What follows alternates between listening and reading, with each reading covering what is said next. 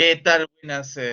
Buenos días, buenas noches, buenas tardes a todos los que nos escuchan. Nuevamente estamos aquí otra vez en estas recurridas intervenciones sobre lecturas y sobre también lecturas, debates, introducciones a conceptos de semiótica general, ¿no?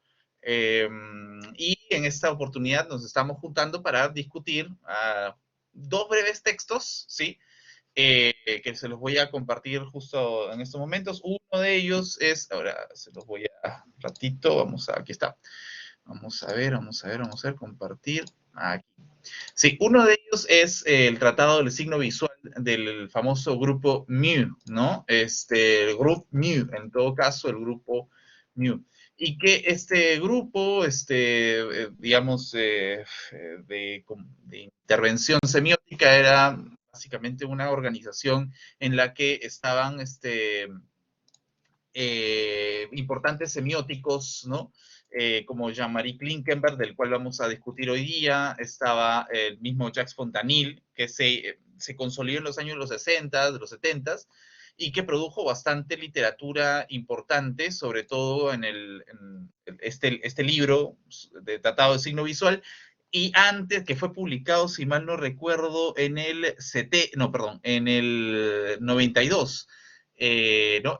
Pero que había que fue, digamos, el libro o la producción cumbre de lo que ya estaban trabajando ellos anteriormente con retórica general, retórica poética, ¿no?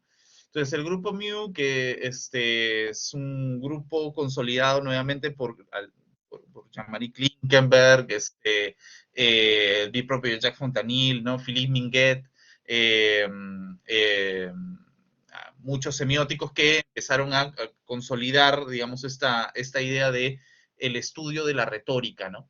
Hay un libro que me parece fascinante, esto es lo que vamos a leer hoy día, perdón, de Grupo View, no vamos a leer todo el libro, pero vamos a leer la página, ahí se me fue la página, el capítulo, mejor dicho, el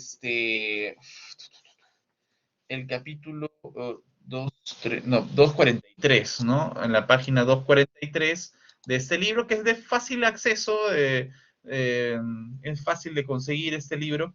Vamos a leer parte de este capítulo, el capítulo 6, que es la retórica visual fundamental, ¿no? Que se van a hablar cosas o temas de visualidad, que es lo que nos interesa. ¿Ya? Específicamente nos vamos a concentrar en esto de los grados cero generales locales, de la relación retórica, de lo icónico y lo plástico, ¿sí? Sobre todo estas taxonomías que hizo el grupo Mu, específicamente Klinkenberg, quien en este otro texto que nos va a acompañar para, digamos, guiar un poco la temática de esta conversación, este texto que trata justamente de retórica visual, ¿no? Klinkenberg habla acerca de los fundamentos y es un texto que explica, redunda en muchas de las temas que va a ir colocando el grupo Mu, el propio Klinkenberg, mejor dicho, de otra manera, quizás más técnica, en este otro libro del Tratado Visual. Entonces, son dos textos que dicen lo mismo, ¿no? Van a proponer lo mismo, retórica visuales. ¿Por qué? Porque los dos son escritos por Jean-Marie Klinkenberg, miembro del grupo Mu. Y es eso lo que, digamos, vamos a hacer en la sesión de hoy. Vamos a tratar de ver un poco la postura de la retórica visual según el grupo Mu de semiótica. Recordarles también que, digamos, el curso digamos, la propuesta del grupo Mu, no es, o sea, si bien lo más conocido de ellos es la retórica visual, está este otro libro que es Retórica General, ¿no? Que es también un libro muy, muy bueno, donde ellos exploran bastante los primeros cimientos de lo que es los metaplanos, la metáfora, las figuras del lenguaje, y que hacen, digamos, un fundamento de lo que van a construir después en este otro libro, Semiótica Visual. Solamente ese dato que me parece importante. Entonces, esas son las dos lecturas que vamos a hacer hoy día, vamos a proceder a leer hoy día.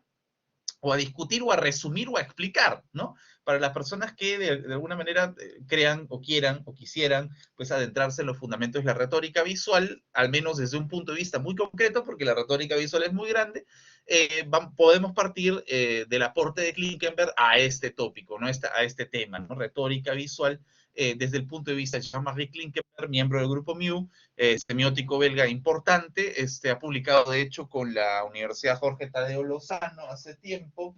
¿Dónde está? Aquí está. Hizo con la Universidad Jorge Tadeo Lozano este libro de acá, que es manual de semiótica general, que es uno de los más importantes también, publicado por la Universidad Jorge Tadeo Lozano de Bogotá, el profesor Jean-Marie Klinkenberg. Entonces, tiene pues todo un recorrido semiótico importante, y su aporte, que el aporte que vamos a discutir hoy día de Klinkenberg sobre la retórica visual. ¿Listo? Entonces, eso es a modo de introducción lo que vamos a hacer en esta breve sesión, discutir este aporte concreto de tipos de retórica visual según Klinkenberg y la manera en cómo él lo entiende, ¿sí? Un poco de ayuda también de una perspectiva visual desde el punto de vista semiótico. Entonces, para ya empezar, eso es lo que vamos a hacer. A ver, aquí está. ¿Sí? Lo que vamos a ir haciendo, lo que vamos a hacer es esto, ¿ya? Ahí dice Flosch, ahí, ¿no? Ya bueno, debería decir Klinkenberg, ¿sí? Jean-Marie Klinkenberg. Y lo que vamos a hacer es discutir un poco la postura de Klinkenberg. Bueno, ¿dónde podemos comenzar? Yo creo que podríamos comenzar con este texto que es de fácil acceso, como les dije, Fundamentos de una retórica visual, ¿ya? Y en este texto, Klinkenberg, no sé si lo leíste, Robinson, esta primera parte, voy a proyectarla antes de aquí, pum, ping, aquí. ¿Sí? En esta primera parte, donde hace una introducción a la retórica general, ¿sí? Klinkenberg habla acerca del proyecto de lo que sería una retórica general, ¿no? Entonces,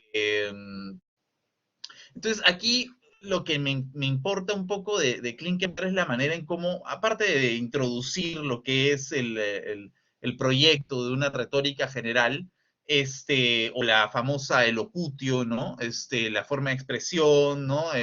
Enriquecedora, ¿no? Del lenguaje. El lenguaje no tiene una única dimensionalidad, sino puede adquirir distintas transformaciones, distintos tipos de formas de cómo se puede comunicar un mismo enunciado. Entonces, Klinkenberg dice que el proyecto es partir acerca de una retórica general, ¿no? O sea, estudiar a partir de este punto de vista que no sea estrictamente lingüístico, las formas en cómo un enunciado puede ser comunicado de maneras no unidimensionales, ¿no? Entonces, me parece interesante que aquí Klinkenberg estipule pues, el programa de lo que significaría para él este proyecto, ¿no? Es estudiar estructuralmente la comunicación visual desde un punto de vista que no se ciña solamente ni a la lingüística, porque el grupo mío es muy crítico de la lingüística, ni a un proyecto que se quede solamente como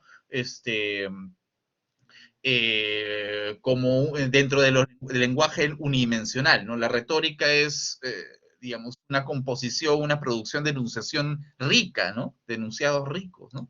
Aquí Robin dice, exacto, y le da fuerza a nivel pragmático, sí, ¿no? O sea, esto es bien importante, a mí me parece muy interesante, de hecho, cómo, y esto está en el mismo grupo Miu, en el libro del grupo Miu, el Tratado de Signo Visual del grupo Miu, me parece interesante, bueno, importante que cuando ellos, digamos, empiezan el libro, ¿no? Ellos, y esta es postura de Klinkenberg también, ellos van a querer, digamos, zafarse un poco de esta direccionalidad, movimiento, este punto de apoyo lingüístico, ¿no? Al cual básicamente estamos más o menos acostumbrados en el tema semiótico, ¿sí? Aquí, ¿no? Sobre todo, ellos hacen, digamos, dicen, la lingüística puede ayudar bastante al estudio de las composiciones del sentido, o sea, podemos utilizar una perspectiva lingüística para estudiar el sentido visual de la comunicación visual. Pero, y esto es lo que me agrada mucho, no siempre, o sea, no es pues el código privilegiado del cual tenemos que partir para el estudio de la comunicación visual. La lingüística está bien, pero hay también una motivación translingüística de la cual solamente se pueden aproximar la semiótica, ¿no? Puede salir de este parámetro lingüístico para estudiar la comunicación visual. Robinson. Sí, bueno, lo que recuerdo que menciona Glickenberg, que claro, o sea, lo verbal lo verbal, claro, a diferencia de lo visual, es que es más descriptivo, ¿no? O sea, tú puedes hacer toda una secuencia, lo puedes decir de manera verbal. En cambio, el terreno visual es un poco más concreto, ¿no? Me parece, es más muy puntual. Entonces, a partir de eso establece pues que hay unas diferencias ahí que no se pueden allanar, ¿no? Entre lo visual y lo verbal. Se pone el ejemplo del cuello del cisne, ¿no? O sea, esa metáfora del cuello del cisne que es muy visual, eh, mejor dicho, es muy verbal, pero si tú lo llevas eso al terreno visual, un poco de complejidad, ¿no? Poder entenderlo bien. Claro, claro, claro. O sea, ahí, por ejemplo, aquí lo dice clarito, ¿no? No sería entonces aquella locutio, o sea, la retórica, la forma de expresión, solo una subdivisión de la lingüística generosamente entendida, y la retórica que yo entiendo practicar estaría también condenada a desaparecer en la medida en que se desarrolle la pragmática. Es posible, observo en todo caso, que los marcos estrechos de la lingüística susuriana tienen que estallar, que la semántica tiene que abrirse al enciclopédico y que aquel trabajo de apertura no está acabado aún. Igualmente observo que la pragmática polifónica también funcionaría en otros lenguajes donde es central esta noción de enciclopedia. Aquí, siguiendo enciclopedia en el sentido, pues, translingüístico, ¿no? Un estudio más pragmático de los fenómenos de sentido social, en este caso lo visual. De tal manera es que es legítimo buscar un común articulador en el seno de la semiótica. Sí, pues, o sea, digamos, se prosigue la crítica ya iniciada por el grupo Mew en el caso de las relaciones entre lo lingüístico y lo visual, ¿no? El grupo Mew también hace esta adenda. Entonces, aquí me parece esto muy importante, ¿no? Ahora, no obstante, aquí viene, digamos, lo que le interesa, ¿no? A Klinkenberg, ¿no? Este ejemplo de Basarelli sobre, a ver un ratito, voy a proyectarlo mejor aquí en la diapositiva, sobre qué es la retórica, ¿no? En las primeras páginas de este pequeño artículo, digamos, Klinkenberg define qué es la retórica, ¿no? Y no sé si he entendido bien, Robinson, si tú has entendido bien, pero quizás podamos resumirlo en esto. La retórica es una transformación, ¿no? Es una transformación que se produce, una transformación de elementos que se produce en el enunciado enriqueciéndolo, ¿no? Enriqueciéndolo quiere decir abriendo su pluralidad de lectura, ¿no? Abriendo, o sea, dejando que este mensaje visual sea unidimensional, ¿ya? Entonces, y aquí es lo que yo, digamos, podría relacionar, lo que Klinkenberg también relaciona con lo que la retórica está más cercana a lo tópico que a lo isotópico, ¿no? ¿Qué es lo isotópico? Iso igual topos, forma, ¿no? O sea, humano, imagínense que un discurso, digamos, se redunda una y otra vez en lo que el significado del humano. Si este discurso se sostiene, entonces podemos decir básicamente que la isotopía, es decir, la redundancia temática de lo humano, ¿sí? La isotopía, es justamente lo humano, ¿no? O sea, lo humano es el sentido, la direccionalidad de este texto, de este discurso. No obstante, la retórica no trata estrictamente de lo isotópico, sino de la ruptura de cómo algo humano puede romperse en algo animal, por ejemplo. Eso sería lo aleotópico, ¿no? lo alotópico. Y lo alotópico es la ruptura de lo isotópico, es su opuesto, ¿no? Por ejemplo, la imagen de Max Ernst, ¿no? Este collage, ¿no? Que también lo cita o lo referencia Klinkenberg. Se ve aquí que hay un hombre que tiene, digamos, el cuerpo de un hombre y podemos decir, caramba, esa es una isotopía humana. No obstante, esa isotopía humana se rompe con la cabeza del cernícalo, ¿no? Con esta cabeza de este rapaz, ¿no? De lo rapaz. Entonces, aquí vemos la isotopía animal. Entonces, hay dos isotopías, humano y animal, pero lo que le interesa a la retórica es ver cómo se pasa del humano al animal, cómo se produce esta ruptura, ¿no? Porque, digamos, una retórica simple y ramplona, ¿no? Una metáfora del tipo, tus ojos son como dos luceros. Ahí hay una ruptura isotópica, hay una alotopía. Entonces, en ese sentido, se puede decir que la retórica es una transformación, ¿no? Un devenir, ¿no? La retórica es el estudio del devenir, ¿no? Del devenir o el cambio, la transformación, la transmutación de una identidad hacia otra, ¿no? José pregunta, ¿alotopía viene a ser una relación entre dos isotopías? Sí, es una relación de ruptura, ¿no? Es una ruptura isotópica. Es como se podría entender la retórica también. La retórica es el estudio de la alotopía, ¿no? O como dice el propio Klinkenberg, ¿no? La retórica es la transformación reglada de dos elementos de un enunciado, transformación que obliga al receptor a sobreponer dialécticamente el grado percibido, un grado concebido. ¿Ya? Ahora, esto es uno, ¿sí? Ahora, aquí en esta expresión que estoy colocando de Klinkenberg, que también está, pues, está ahí en la, en la lectura, ¿ya? Justamente menciona, o sea, no sé si han entendido hasta aquí que es una retórica, pero él cuando define que es una retórica, está introduciendo dos conceptos que lo vamos a reiterar y lo vamos a ver durante toda esta pequeña conversación. Grado percibido y grado concebido. No sé si viste eso, Robinson, en la lectura. Esto de grado percibido y grado concebido, ¿no? Eh, Sí, eso está en la página 6, ¿no?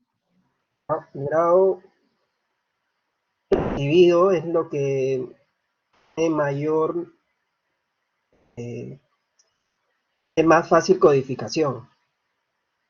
Lo Ajá, debido es lo que tiene menor nivel de codificación, ¿no? ajá, exacto. Ahora, más fácil quizás, a ver si me permiten esta relación, o sea, grado percibido, eso lo dice en la página 6, está ahí, grado concebido, ¿no? Eh, no, no, porque ahí ya estaríamos en otro registro. José dice de notar con notar. Yo creo que no, sino más bien la relación, me parece, a ver qué te parece, qué les parece a ustedes, que el grado percibido es a lo actual y lo concebido es a lo virtual, ¿no? Espero que recuerden virtual estos modos de existencia, ¿no? O sea, percibido y concebido son dos modos de existencia, cómo existen los enunciados dentro de un discurso, dentro de una producción, de una fotografía, una imagen. Lo actual es lo que es dado, ¿no? Lo que es percibido, ¿no? Y esto me hace recordar también a lo espacio percibido de, ¿cómo se llama? Lefebvre, ¿no? Bueno, ya. Actual es justamente lo que es dado. Por ejemplo, ¿qué es dado? ¿Qué nos está dando? En la lectura, Klinkenberg dice en este ejemplo de Ernst, nos dice, donde está Max Ernst, nos dice ajá, el famoso collage de Max Ernst, el grado percibido, es la representación de una cabeza de pájaro, ¿no? O sea, si miramos la cabeza del rapaz, del pájaro en el cuerpo del hombre, vemos ahí un grado percibido, o sea, vemos un elemento actualizado, un modo de existencia actualizado del enunciado de animal. Pero cuando estamos viendo, esa es regla 1 de la semiótica, cuando estamos viendo una cosa, eso quiere decir que se deja de decir otra, o que no se está viendo otra, o que otra está en el nivel ya no sintagmático, sino paradigmático, otra que está en nivel virtual. Y eso sería el grado concebido.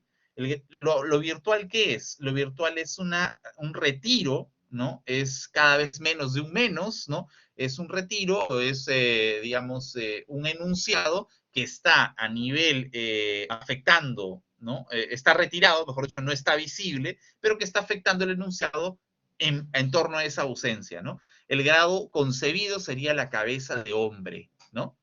Entonces, claro, pues cuando vemos la cabeza de este rapaz percibido, estamos, digamos, no está la cabeza de hombre, pero le está afectando el sentido, ¿no? Y eso sería el grado concebido, que es algo, un modo de existencia más virtual. ¿Sí? Klinkenberg no lo llama actual virtual, yo lo estoy llamando así para que se entienda un poco mejor, ¿no?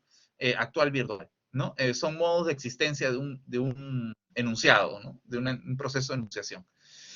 Hasta aquí, no sé si está más o menos claro, o sea, lo percibido, lo concebido y la lotopía, o sea, que en resumen, ¿qué es la retórica? Es una transformación, ¿no? Es el estudio de los procesos de transformación visual, ¿no? En la que pues se juegan o entran en juego enunciados percibidos y enunciados concebidos, ¿no? Más o menos por ahí. José. Sí, entiendo entonces que esto de alotopía o retórica es una forma en donde tanto lo percibido y lo concebido se yuxtaponen a la percepción del que está observando la imagen. Sí, o sea, de hecho todo lo que va a venir después es cómo vamos a jugar con esto de concebido, percibido y las transformaciones, ¿no? O sea, cómo vamos a jugar con toda esta locura de percibido y concebido. La retórica es justamente eso, ¿no? Saco, pongo, meto, potencializo, oculto, lo refreno, lo repito, repito cosas que no están, repito cosas que sí están, o sea, ¿no? Es eso la retórica, son lógicas de transformación, es el estudio de la transformación misma. Y como concepciones o como condiciones para estudiar esa transformación están estos dos conceptos, concebido y percibido, ¿no? Que los vamos a utilizar a cada rato. Y dentro de estos dos conceptos, ya esto sí es pregunta al aire, ¿no? Pero se me vino a la mente mientras hablabas sobre esto de lo primero que ves es la cabeza del ave esta, por ejemplo, ¿no? Se me viene a la mente estas imágenes que son así tipo ilusiones ópticas de que o ves primero una cosa o ves otra cosa. No sé si te has topado con esas imágenes.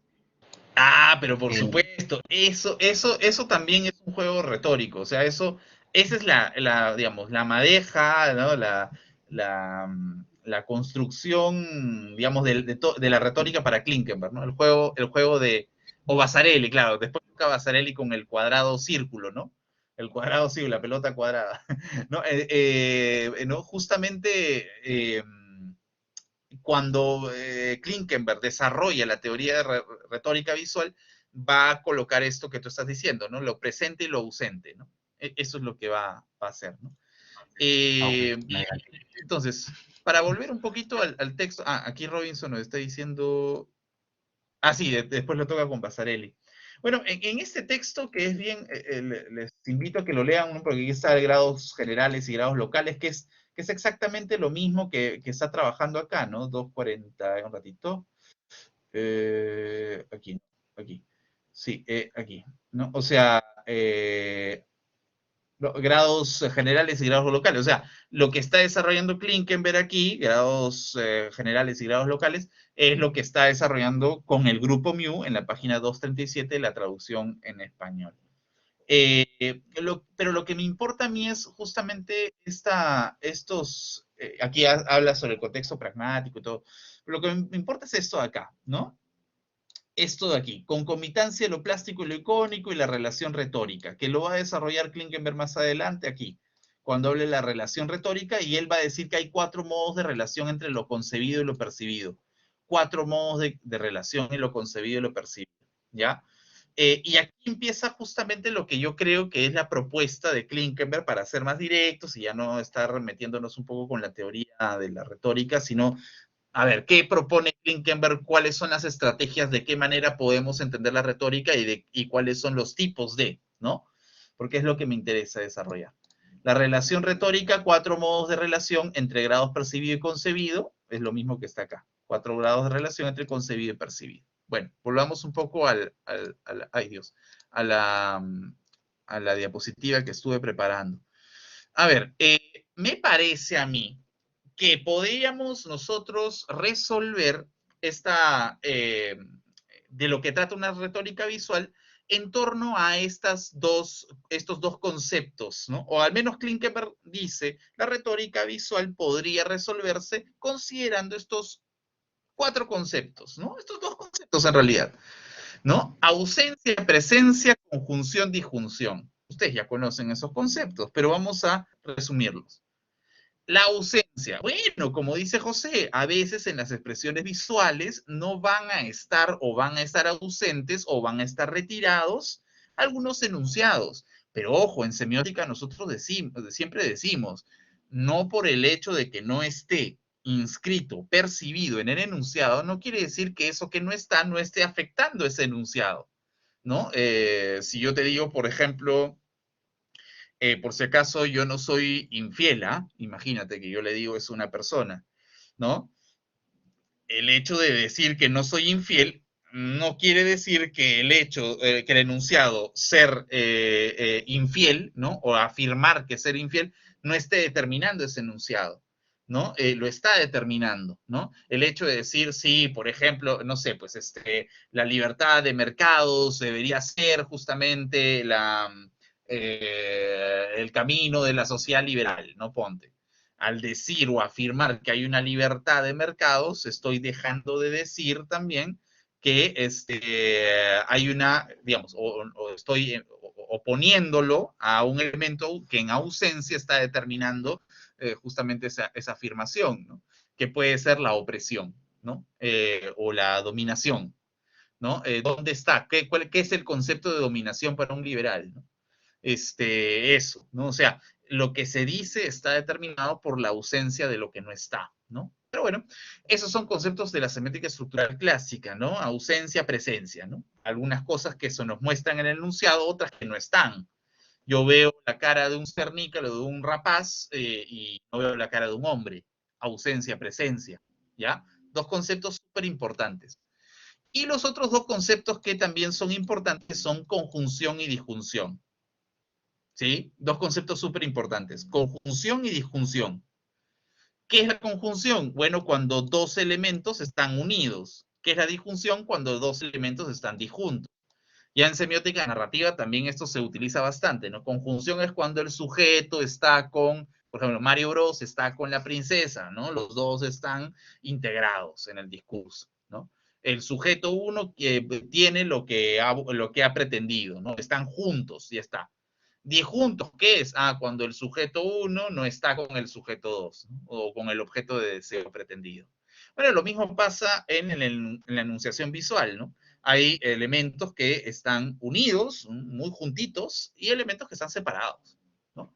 Entonces, hasta aquí, no sé si está claro qué estoy diciendo. Estoy diciendo algo muy simple. La retórica, que ya la hemos definido, se sustenta para Klinkenberg, o al menos empieza su dinámica, cuando entendemos estos 2 conceptos, ausencia, presencia y conjunción, disjunción.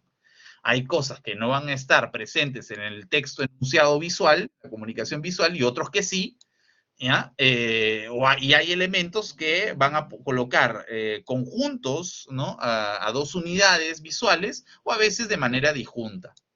Si tú consideras estas 2 condiciones de construcción del sentido de la enunciación visual, entonces ya podríamos estar hablando de relaciones. Ya podríamos entonces estudiar la retórica visual en torno a categorizaciones más complejas. ¿Ya? Si, por ejemplo, dices, mira, podríamos hablar de una ausencia conjunta y podríamos hablar de una ausencia disjunta. ¿Cómo sería eso? Ya vamos a ver. Podríamos hablar acerca de una presencia conjunta y podríamos hablar de una presencia disjunta. ¿Sí? Entonces, aquí viene justamente lo bonito de la teoría de Klinkenberg. O sea, la idea de que estos 2 conceptos madre o fundamentales para el estudio de la retórica visual pueden relacionarse y componer mayor diversidad, ¿no? De los enunciados visuales. Y en este caso, Klinkenberg llega justamente a este cuadrado. No sé si lo vieron, este cuadrito en la página número 50 de la lectura solitaria de Silverberg. de Klinkenberg, perdón, y está en la página, ¿dónde está? ¿En qué página? Ajá, no, está acá, sí. Sí, está en la página 246 del grupo Mu, ¿no? Del grupo Mu, me parece, sí, aquí está. ¿No? Vamos a colocarlas un ratito, vamos a ver aquí, competir, aquí está. Sí, como les decía, está en la página 246 del grupo Mu, ¿no? Aquí está. Ausencia conjunta, presencia disjunta y ausencia disjunta. Y en Klinkenberg también está en el cuadrito en la página, pues, 50, ¿no? Es lo que él dice. Para presencia conjunta, ¿qué es eso? Vamos a estudiar, vamos a verlo ligeramente, ¿no? ¿Qué es este cuadro? Bueno, este cuadro se nutre sobre lo que yo les estaba comentando antes. La retórica, uno, es transformación de dos enunciados, el estudio de la transformación de los enunciados visuales, ¿no? De las unidades visuales en un enunciado.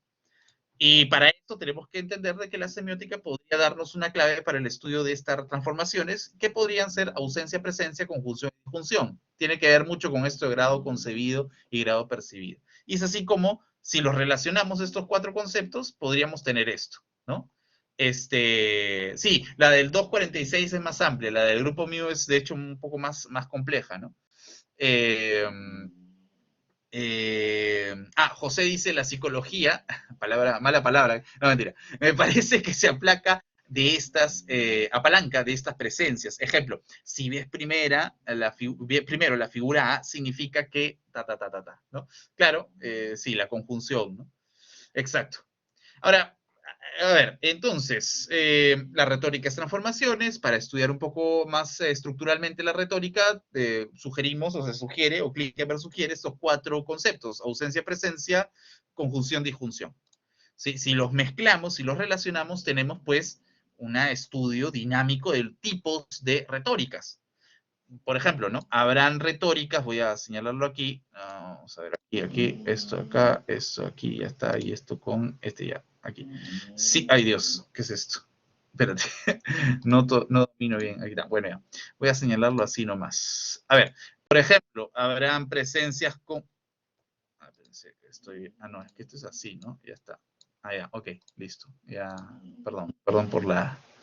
Ahí está. Habrán presencias conjuntas, ¿no? Cuando nosotros veamos justamente por ejemplo, habrán presencias conjuntas cuando veamos dos elementos presentes y muy integrados, ¿no? Presencia conjunta. O habrá también presencia disjunta cuando veamos dos elementos presentes, pero en lugar de estar bien integrados, están un poco más separados o disjuntos, ¿no? Habrá ausencia conjunta cuando, por ejemplo, veamos un elemento que está ausente, pero conjunto. ¿Cómo es eso? ¿Cómo puede un elemento estar ausente, pero conjunto? ¿Se puede hablar de eso? Bueno, Klinkenberg dice que en la retórica sí. Y también puede haber una ausencia disjunta, ¿no? Que vendría a ser justamente elementos que no están presentes y a la vez están disjuntos. ¿Cómo es eso, no? ¿Cómo es eso? Claro, la gafetera, ¿no? Como dice Robinson. Entonces, justamente ahí viene, ¿no? Ahí viene toda la potencia de los tipos de retórica según Klinkenberg, ¿no? Hasta aquí, más o menos, ¿está clarito? ¿Alguna pregunta hasta aquí? O sea, ¿no? La retórica, los tipos de retórica se van a agilizar en torno a la relación en presencia-ausencia, conjunción-disjunción. Ahora, habría que ver cada uno de estos, ¿no? Es lo que yo les invito. Vamos a revisar cada uno de estos, ¿ya? Esto es lo que yo quiero hacer en esta sesión breve. ¿Sí? Que es una presencia conjunta, que es una presencia disjunta, que es una ausencia conjunta, y etcétera. Eso es lo que... Espero que esté claro, ¿ya? Bueno, entonces, ahora viene un poco una advertencia, ¿sí? Antes de comenzar a describir qué son estas cositas, ¿ya? Yo quería hacer mención de unos conceptos que son necesarios, que supuestamente el grupo mío ha estado trabajando antes de llegar acá, porque si vemos el índice del libro, El grupo Mu ha estado trabajando, pero ¿dónde está el índice? Está por acá. ¿Sí? O sea, cuando el grupo Mu empieza este libro, habla acerca, bueno, hace una introducción a lo visual, eso es cierto, ¿sí? Pero sus primeros reflexiones van a estar en torno a la relación entre lo icónico, capítulo 4, ¿no? Capítulo 4, ¿qué es lo icónico? Y capítulo 5, ¿qué es lo plástico? De esa manera, el capítulo 6, que es el en el que estamos nosotros, donde estamos aquí, y habla acerca de retóricas recién. O sea, antes de hablar tú de retóricas, tienes que explicar qué es plástico y qué es icónico.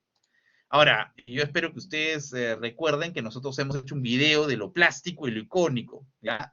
Hemos hecho una conversación sobre eso. Signo icónico, signo plástico, ¿no? ¿Qué es lo icónico? ¿Ya? Solamente rápido para ser muy puntual, ¿no? O sea, lo icónico es cuando sabemos pues que el icono, de acuerdo a la tradición semiótica, es la relación entre referente vamos a poner acá, ¿no? De referente y el propio signo, ¿no? Es lo icónico. Entonces el grupo Mu tiene aquí un cuadro, de hecho, que nos resume esto acá, ¿no? Es la relación entre el signo con el referente. Pero el referente no es el mundo real, dice el grupo Mu, sino más bien es una expresión natural que también tiene una función semiótica, ¿no? Aquí está, ¿no? Entonces, el signo icónico vendría a estar en este lado, ¿no? Perdón, en este lado son transformaciones que hace el signo con respecto al mundo real, si se quiere. Pero no queda con eso, ¿no? Ojo que, perdón, no es el mundo real, perdón, es el significante, o el referente, es una semiótica natural, ¿no? No es que el mundo real sea, pues, digamos, una realidad empírica, inviolable y verdadera, sino que más bien es otro constructo semiótico, pero que nosotros cómodamente le decimos semiótica natural o significante o etcétera. Ya bueno, entonces, por ejemplo, tú puedes poner la foto de la imagen de una persona, ¿no?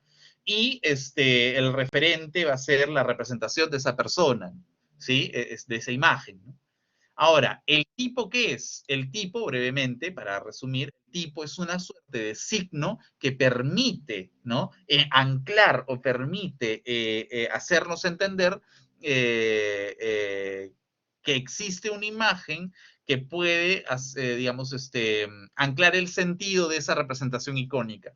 ¿Qué es el tipo? Es un tipo de signo que por recurrencia, por reiteración, de forma abstracta, lo tenemos interiorizado o lo asumimos de acuerdo a una experiencia cultural visual, ¿no? Por ejemplo, el mapa de su país natal, ¿no? Cuando uno le dice Argentina, Perú, uno se imagina el mapa de ese territorio, ¿no? Ese sería un tipo icónico del Perú, ¿no? O de Argentina, o de México, lo que sea.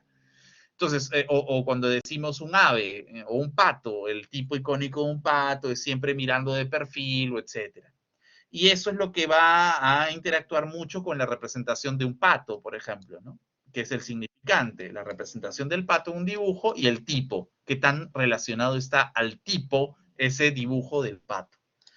Ya, ahora, para no complejizar, entonces, ¿qué es lo icónico? Toda aquella expresión visual, ¿no?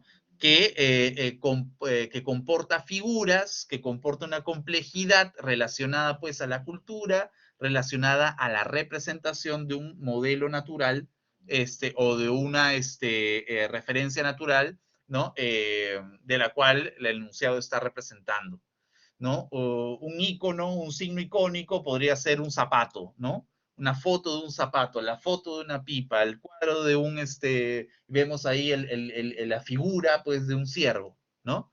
Eso vendría a ser un signo icónico, que tiene bastantes niveles, ¿no? Significante, referente y tipo. Bueno, ya. Eso es lo que hace el grupo mío en los primeros capítulos, decirnos que es un signo icónico, ¿no? Porque si no, no podemos entender que son retóricas visuales. Y después lo que hace el grupo Mu es hablar acerca del signo plástico, ¿sí? ¿Y qué es lo que desarrolla? Vamos a irnos otra vez al índice, cuando habla acerca el grupo Mu del signo plástico, ¿dónde está? Aquí, ¿no? Ay, Dios. Signo icónico en esta parte, en el capítulo acá. Aquí está, capítulo 5, el signo plástico. ¿Qué es el signo plástico? Es toda aquella superficialidad, toda aquella plasticidad que tiene, exacto, Robinson, los colores, las formas, ¿no? El soporte, y por la forma, ¿no? La textura, el color. Y por eso que en este capítulo 5 el grupo mío va a hablar acerca de todo lo que es el color, la forma, la textura y todo eso. Algo que nosotros ya habíamos mencionado en el video de Greymas, ¿no? Greymas también hace esto de lo plástico y lo icónico. ¿Sí? Esto ya está en Greymas, esto ya lo hemos dicho en el video anterior, solamente lo estoy resumiendo, ¿ya? Pero bueno, eso, ¿no? O sea, ¿qué es el signo plástico? ¿Qué es el signo icónico? Ahora, ¿por qué estamos recuperando eso? Porque el grupo mío dice, mira, tú primero tienes que entender qué es icónico y qué es plástico para después pasar a hablar acerca de retóricas visuales, ¿sí? Entonces, recién ahora que ya más o menos te has acordado que son esto de plástico icónico, entonces, vamos a hablar acerca de retóricas visuales. Y es ahí donde nosotros vamos a la página 243 recién. ¿Por qué? Porque cuando hablamos acerca de retórica visual, el grupo mío va a decir, miren, ellos empiezan hablando de estos 4 tipos, ¿no? Que los ponen acá. Ausencia conjunta, presencia disjunta, ausencia disjunta. 4 tipos de retóricas.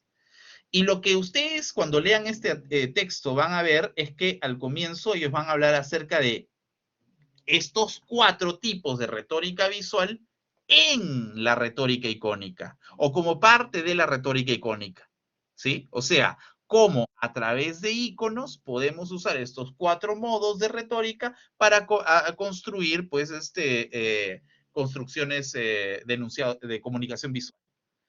Y después de que hablan acerca de lo icónico, que son los emparejamientos, los tropos proyectados, ¿no? Los tropos, las interpretaciones, etcétera.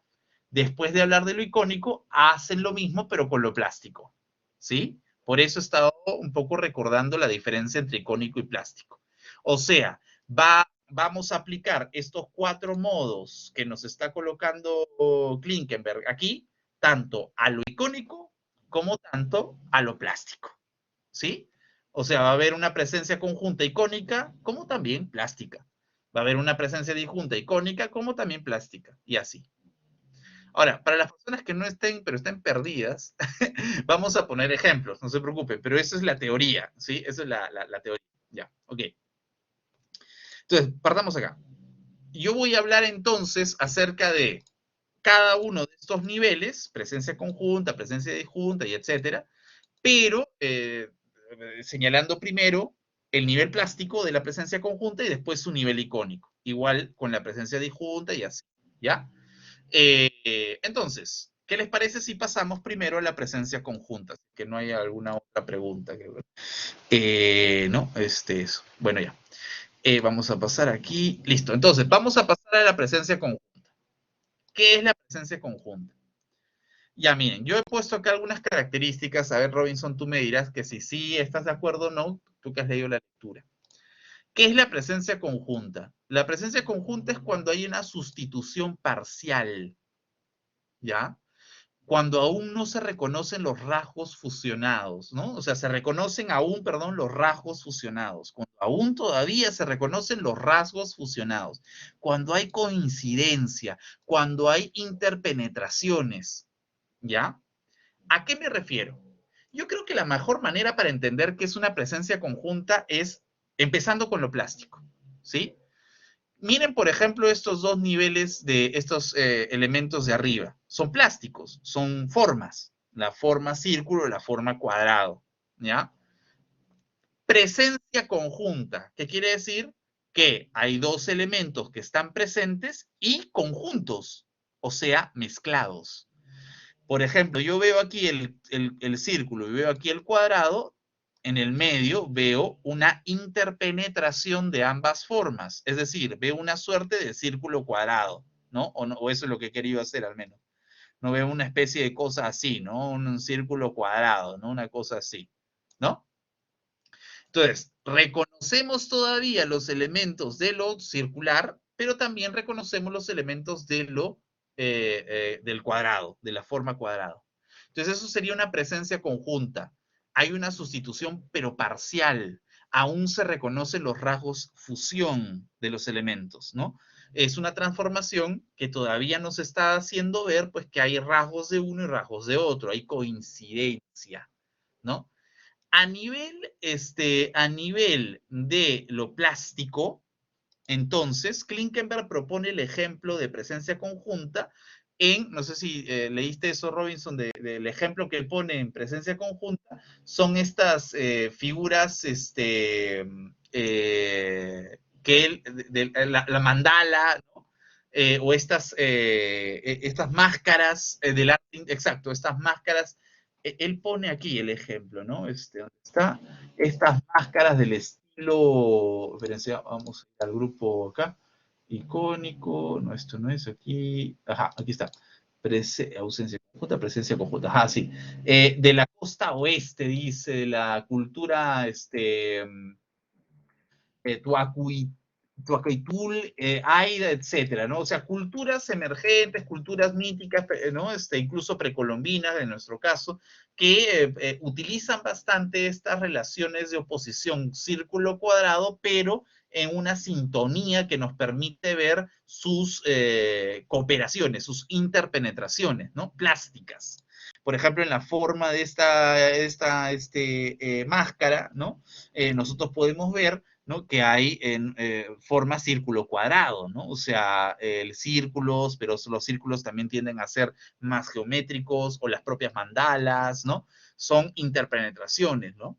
Lo vemos o como círculos aplastados o como cuadrados cuyos ángulos son más o menos redondeados, ¿no? Entidades, pues, poco clasificables, pero aquellas formas únicas al nivel percibido se desdoblan al nivel de contenido, ¿no? Al nivel de lo... Entonces, aquí tenemos una expresión que para Klinkenberg le parece una interpenetración, ¿no? Esto es lo que Klinkenberg llama, ¿no? El IPC, ¿no? El IPC, o sea, en presencia conjunta, ¿no? El IPC, en presencia conjunta, ¿ya? Dos elementos están presentes, pero conjuntos a la vez. Por ejemplo, a nivel, digamos, plástico, ¿no? El círculo cuadrado, todas estas cosas, ¿no? Pero también podemos hacer con colores, ¿no? Eso también se puede hacer con colores, ¿sí? A ver, a nivel icónico, cuando nos vamos a nivel icónico, ¿cómo se tendrían que expresar estas relaciones, ¿no? A nivel icónico, ¿ya? Eso también sería una interpenetración, pero ya no podríamos hablar de formas, texturas y colores, tendríamos que hablar de iconos, de construcciones figurativas, icónicas. Por ejemplo, el caso de la gafetera que coloca aquí Klinkenberg, ¿no? La gafetera. ¿Qué es una gafetera? Bueno, esto es un anuncio publicitario hecho por Julian Kay, ¿no? Pero bueno, la gafetera es cuando vemos que es una cafetera, pero es un gato a la vez, ¿no? Es una cafetera y un gato a la vez, ¿no?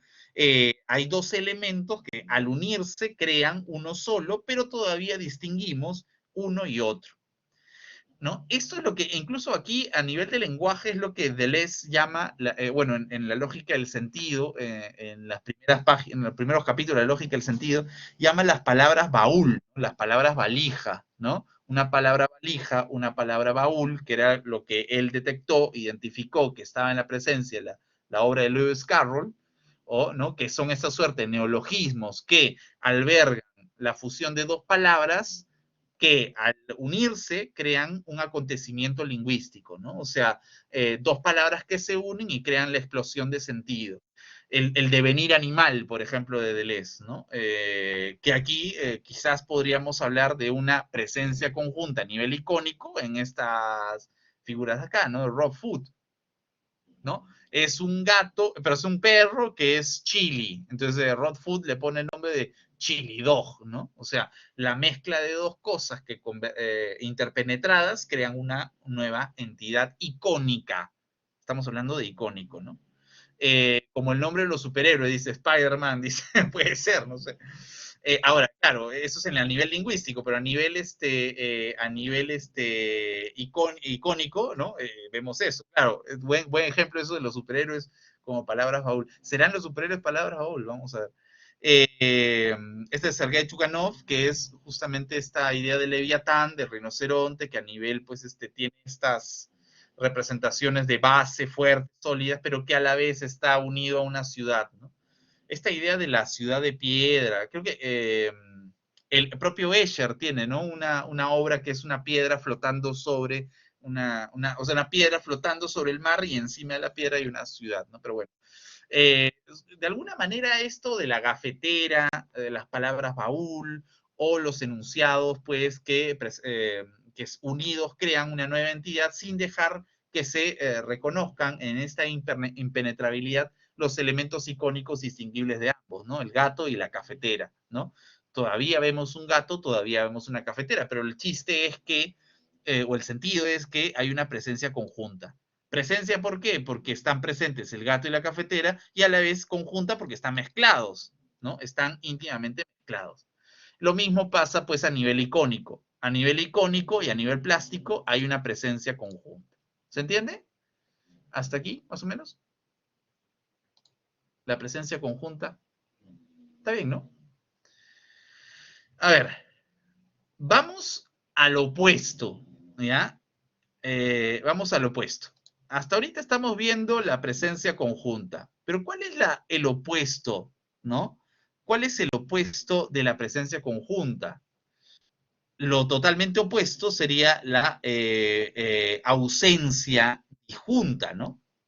La ausencia disjunta. ¿Qué es la ausencia disjunta? Bueno, la ausencia disjunta es cuando hay, en vez de haber una interpenetrabilidad, ¿no? En vez de haber una interpenetrabilidad y qué sé yo, hay una proyección, dice Klinkenberg y el grupo Mu.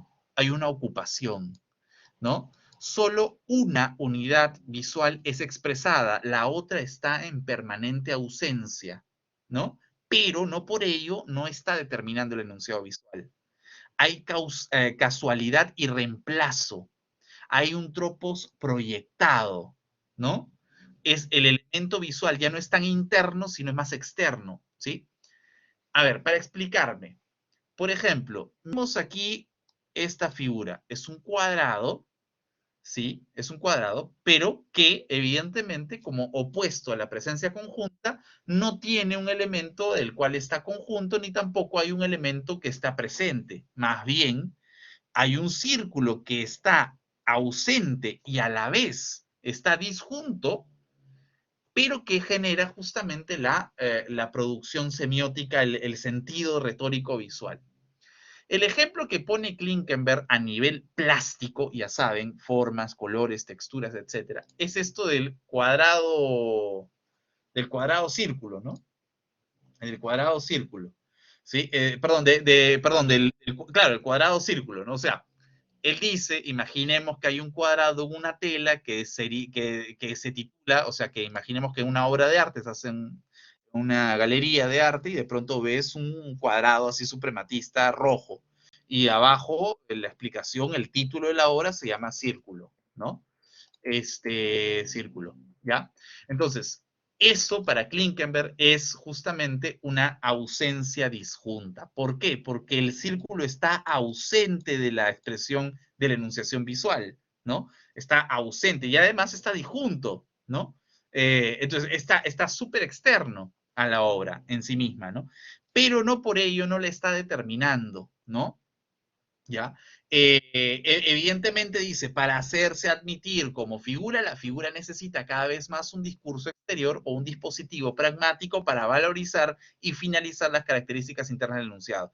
Un dispositivo pragmático se refiere a una colocación posicional, espacial, contextual, si quiere, ¿no? O sea, en este caso, ¿no? Esto de acá, el círculo es un elemento que en ausencia, no ausencia, está determinando a lo que vemos realizado, lo que vemos percibido, al grado percibido, ¿no? Entonces, por eso es una ocupación. Por eso solo una entidad es expresada, la otra no. Ahora, quizás aquí, claro, José habla acerca del suprematismo ruso, sí, ¿no? Hay digamos, el suprematismo ruso hay bastantes reiteraciones y ritmos de formas, ¿no? Formas y colores, pero pero digamos, no jugaban tanto así con los títulos, ¿no? Depende qué obra, ¿no? O sea, porque lo que Klinkenberg propone aquí es un ejemplo de título y enunciado visual, ¿no? El anclaje lingüístico y la realización visual, ¿no? Denotativa. Ahora, quizás a nivel plástico sea un poco complejo explicar la ausencia disjunta, salvo con este ejemplo. Pero donde creo que vamos a tener, de hecho, es un poco más claro, es en el nivel icónico. Robinson, ¿te acuerdas el ejemplo malcriado que pone Klinkenberg, que él mismo acepta que es un ejemplo obsceno, que pone Klinkenberg sobre esto de la ausencia disjunta? Sí, y creo que pone el ejemplo del elemento fálico, ¿no? En algunas representaciones. Sí, exacto. Es como, él dice, ¿no? ¿Dónde está? Vamos a citarlo acá. Creo que lo dice por acá, ¿dónde está? Vamos a ver. Sí, ¿no? El modo de ausencia disjunta dice, vamos a leerlo primero porque si no me dicen que es mi ejemplo, porque cuando dicto estas cosas me dicen, profe, eso lo sacaba usted. No, no, esto es de Klinkenberg, ¿no? Ya. Dice, las isotopías proyectadas son a menudo de naturaleza sexual, dice, ¿no? En la ausencia disjunta. Unos atormentados libidinosos se atreven a ver en toda representación de cualquier objeto alargado símbolos fálicos, pero otros mecanismos pragmáticos pueden suscitar la proyección de isotopía externa. Títulos de obras, ¿no? Localización espacial de los mensajes, secuencia de imágenes, etcétera, ¿no? A mí me parece que uno de los que más se acomoda a esto es el propio Hundertwasser, ¿no? Aquí está, Friedrich Schenk Hundertwasser. Hundertwasser tiene, bueno, pintura, ¿no? Vamos a poner acá pintura, ¿no? Hundertwasser tiene algunos cuadros de expresión fálica, ¿no? Que la gente cuando ve los cuadros dice, ese es un falo, ¿no? Claro, pero él no pone el falo como tal, ¿no? Sino que conduce, digamos, vamos a ver por acá, tiene uno que es alucinante. Bueno, está. Tengo uno en mi casa que justo está. Aquí está, este de acá es, ¿no? ¿No? Este de acá, no sé si cuando han venido a mi casa han visto este de aquí. ¿No? No, claro, o sea, supuestamente la figura humana por recurrencia plástica, por recurrencia icónica, ¿no? Por redundancia icónica, vemos la isotopía humano, ¿no? Pero también vemos un ritmo plástico, ¿no? Que está generando, pues, un elemento que es fálico en la mano derecha, ¿no? Pero quizás ustedes me dirán, pero eso está ya percibido, no está tan concebido, o sea, no está en ausencia, podemos ver un falo. Claro, pero quizás en otras obras, como estas de acá, ¿no? Por ejemplo, quizás sea un poco más la ausencia disjunta, ¿no? O sea, algo que está siendo realizado, pero que a la vez no está, ¿no? Que es lo disjunto, lo ausente, pero que está determinando eso que vemos representado en la imagen. Quizás algo digamos, que no pone el ejemplo esto el propio Klinkenberg, pero quizás sea más entendible, sea el tema de, o sea, esta expresión, ¿no? De ver elementos humanos o características humanas, ¿no? En figuras compuestas en las nubes, ¿no? La pareidolia, ¿no?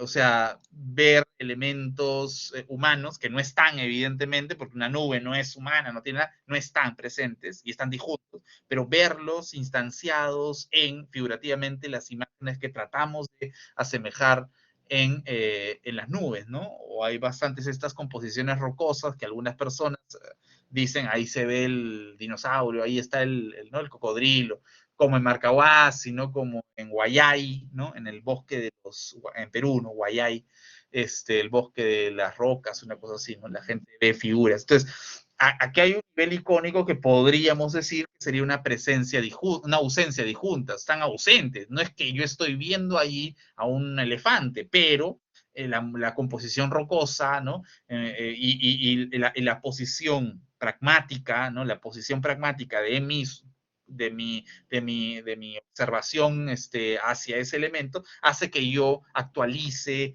hace que yo traiga, hace que yo ancle esta imagen del elefante, ¿no? Eso sería una ausencia disjunta, ¿no? Es una ocupación. Yo ocupo el elefante o el tipo icónico de elefante en esa formación rocosa, ¿no? Lo ocupo, ¿no? ¿No? Entonces, eso es básicamente, ¿no? Es una proyección. Yo proyecto, me proyecto, ¿no? Proyecto es, claro, a Klinkenberg se le ocurrió el elemento fálico. Bueno, quizás podríamos transportarlo a la pareidolia y todas esas figuras, ¿no? Ya. Entonces, esas serían las dos primeras, ¿no? La presencia conjunta y la presencia disjunta, ¿sí? Entonces, la diferencia entre uno y otro me parece que es clara, ¿no? Ahora, vayamos a los otros, volvamos a la presencia disjunta, ¿no? O mejor, claro, mejor vayamos a la ausencia conjunta, ¿no? Ya que hemos visto la ausencia disjunta, vayamos a la ausencia conjunta. ¿Cómo es una ausencia conjunta? Bueno, una ausencia conjunta es cuando no existe una sustitución de tipo parcial, ¿no? Como sí pasaba en la presencia conjunta. Aquí, en cambio, vemos una sustitución total, ¿no? La ausencia conjunta es cuando vemos un reemplazo, ¿no? Un reemplazo, cuando vemos una apropiación, cuando vemos justamente que uno de los elementos que debería estar ahí no está, sino que está siendo reemplazado por otro. ¿Sí? Por ejemplo, una ausencia conjunta vendría a ser círculo, círculo, a nivel plástico estoy hablando, círculo, círculo, círculo, y de pronto donde deberíamos ver círculo vemos un cuadrado, ¿no? Donde deberíamos de ver un círculo vemos un cuadrado. Y eso sería algo que está ausente, el círculo no está, está ausente, y está conjunto más bien a la figura de un cuadrado, ¿no? Círculo, círculo, cuadrado. Eso es una ausencia conjunta.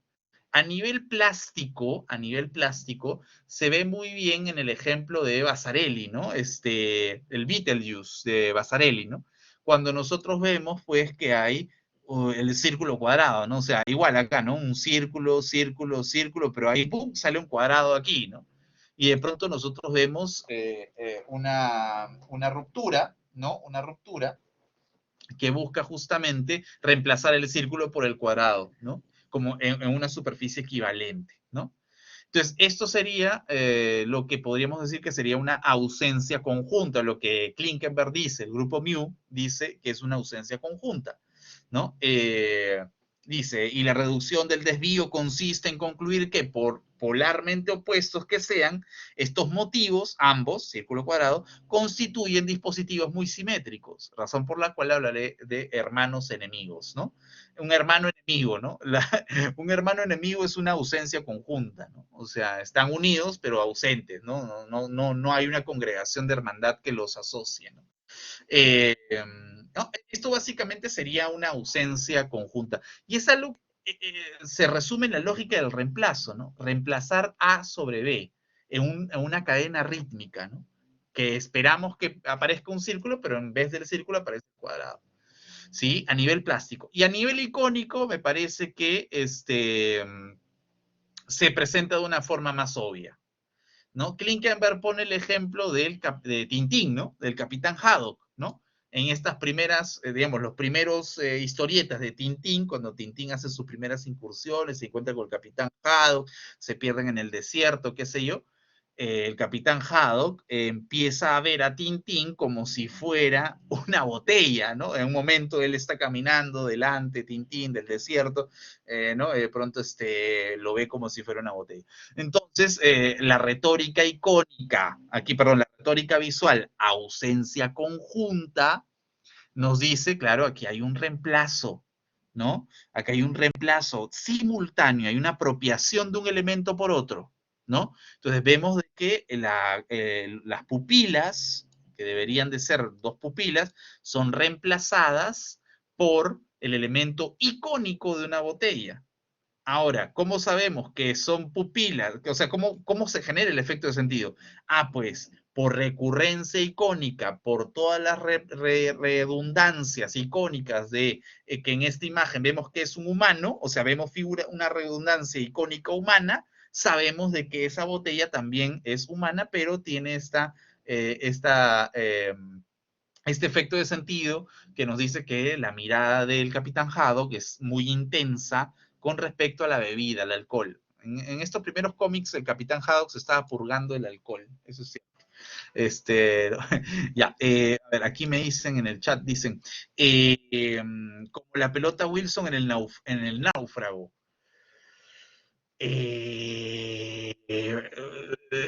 No estoy seguro, o sea, la pelota es una, yo diría que más es una, se está plasmando una ausencia disjunta, ¿no? Se está plasmando una ausencia disjunta, porque o sea, la cara, o sea, no es, no, pues, no es un ejemplo, porque la cara de la pelota no está suplantando nada, ¿no? No está suplantando nada. ¿No? Aquí se trataría, por ejemplo, de que suplantar algo que no es, o sea, que por la redundancia icónica de lo que estamos viendo no debería estar, pero está, ¿no? Está ocupando el lugar de. Entonces, por ejemplo, la cabeza cuadrada, ¿no? La cabeza cuadrada, ¿no? No, pues, pero eso ya es una instancia no visual, pues. O sea, aquí José me dice, pero no suplanta la compañía humana, eso sería ya un discurso. Aquí estamos hablando de retóricas visuales, ¿no? Por ejemplo, aquí, en este caso, vemos la cabeza cuadrada, ¿no? De Iván Schritter, ¿no? Itzvan Schritter, perdón. Que es, por la redundancia de elementos, sabemos de que estos son niños, pero la cabeza de estos niños es cuadrada, ¿no?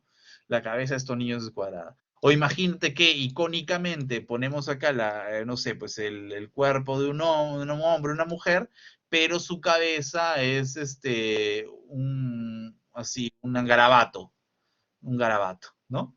Entonces, sabemos de que esta persona está, en la retórica visual está tratando de decirnos de que es una persona con problemas, una persona que tiene nudos en la cabeza. ¿Por qué? Porque está suplantando un elemento icónico por otro. El embrollo, el nudo, ¿no? Con el elemento cabeza, ¿no? Esa suplantación es una ausencia. ¿Ausencia por qué? Porque no está la cabeza. Conjunta, ¿por qué? Porque está un garabato conjunto al cuerpo, realizado junto con el cuerpo humano. Entonces se genera el efecto de sentido, ¿no? De ausencia conjunta. Otro ejemplo vendría a ser lo que les mostré al comienzo, ¿no? De Max Ernst, ¿no? Este collage donde ponemos aquí la cabeza de un ave, ¿no? Que está suplantando como ausencia conjunta, suplanta, reemplaza, sustituye simultáneamente un elemento, sin por ello potenciar o resolver el cuerpo humano, ¿no? Eso sería una ausencia conjunta, una ausencia conjunta. Otro ejemplo de ausencia conjunta, esto, por ejemplo, ¿no? Que es de Pablo Bernasconi, que hizo una representación icónica de esta novela, El amante de Marie Duras, ¿no? Que es justamente esto, ¿no? En lugar de las pompas de las nalgas, colocó bizcochos, ¿no? Entonces, eso es una ausencia conjunta, ¿no? Ausencia conjunta. ¿Más o menos? O sea, a nivel icónico creo que se resuelve bien, ¿eh? O sea, a nivel icónico se distingue bien. A nivel plástico quizás podamos encontrar algún tipo de complejidad, pero bueno, ni tanto, ¿no? Porque es reemplazar, pues reemplazo de una cosa sobre otra. Pero a nivel icónico, pues se resuelve bien, me parece a mí. ¿Sí? Entonces, hasta ahorita ya estamos con los 4, nos faltaría uno último, ya hemos hecho este aquí, este acá, y nos faltaría la presencia disjunta. La presencia disjunta. Y con eso terminamos al menos las 4 y ya pasamos a algo más complejo, ¿no? Pero la presencia disjunta es cuando vemos que existe que no es una sustitución, no vemos una sustitución, es la negación de la sustitución. Hay más bien aquí una intención de comparación, ¿no? De acompañamiento o incluso de yuxtaposición de elementos, ¿sí? Hay acoplamientos entre un elemento y otro. Una presencia disjunta es cuando, por ejemplo, a nivel plástico podemos ver que existe de forma presente un cuadrado y un círculo, ¿sí? Pero en vez de fusionarse, integrarse, interpenetrarse, como sí pasa en la presencia conjunta, aquí vemos una negación de la presencia conjunta porque no estamos viendo que el círculo y el cuadrado se fusionen, coincidan, se interpenetren. Lo que, mejor dicho, estamos viendo es una disjunción de las dos presencias. Están presentes, sí, el cuadrado y el círculo. Sí, están presentes el cuadrado y el círculo, pero están disjuntos, están separados, ¿sí? A nivel plástico, a nivel de las formas, ¿sí? Tendríamos que ver que hay pues una presencia disjunta cuando vemos el círculo y el cuadrado, a pesar de estar presentes, disjuntos, ¿no? Entonces ahí vemos justamente la yuxtaposición, la colocación de elementos, etcétera, ¿no? Básicamente eso, ¿no? Vemos que, claro, José me manda una imagen gestálica ahí, ¿no? Claro, o sea, ver dos elementos que generan una retórica, claro, que es más complejo lo que me has enviado, José, estas dos personas que se miran, que a la vez forman, pues, esta comprensión gestálica que a la vez forman una columna, ¿no? Es más complejo porque ya vamos a verlo ahorita. Pero a nivel, al menos acá en la presencia disjunta, que es algo un poquito más simple, es como dos formas o dos colores también podrían estar presentes, pero mira, como el agua y el aceite, ¿no? Tú por aquí, yo por allá. Estamos presentes, pero disjuntos.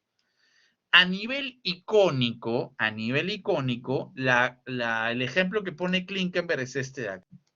El ejemplo que pone Klinkenberg es modo de presencia disjunta cuando las dos entidades ocupan lugares distintos sin sustitución, ¿no? Sin sustitución, ¿no? Dos entidades son percibidas como parcialmente idénticas bajo el punto de vista de su significante. Entonces, por ejemplo, en el cuadro de Klinkenberg vemos que la torre, ¿no? La torre está, y esto se usa bastante por comparaciones y qué sé yo, está separada de la calle, ¿no? Pero que ambas tienen una relación de similitud, ¿no? Al menos, una relación de similitud. No hay una relación de similitud, ¿no? Pero por comparación, ¿sí? Por acompañamiento. Entonces, los dos están presentes, pero disjuntos. Y en esa disjunción se genera justamente una relación de similitud, ¿no? En el caso concreto de Escher, ¿no? Ya, entonces ahí, ¿no? Vemos justamente eso, ¿no? Esas expresiones de presencia disjunta, ¿ya? Entonces, a nivel plástico y a nivel icónico, más o menos, ¿ya? Hasta aquí, más o menos alguna preguntilla, ¿todo está claro? O sea, presencia conjunta, presencia conjunta y ausencia disjunta. Bueno, esas son las cuatro, ¿no? Ahora, ustedes me dirán, claro, esto de acá, ¿qué relación tiene con la semiótica? Yo creo que si miramos bien, para las personas que son habituadas ya al tema de semiótico, sobre todo al cuadrado semiótico, vamos a ver que son cuatro, ¿no? Y si son cuatro es porque hay una relación semiótica estructural de oposición, contradicción, implicación entre estas cuatro. Entonces, si tú miras bien y de pronto te animas a colocar esto en un cuadrado semiótico, te quedaría algo como parecido a esto de acá.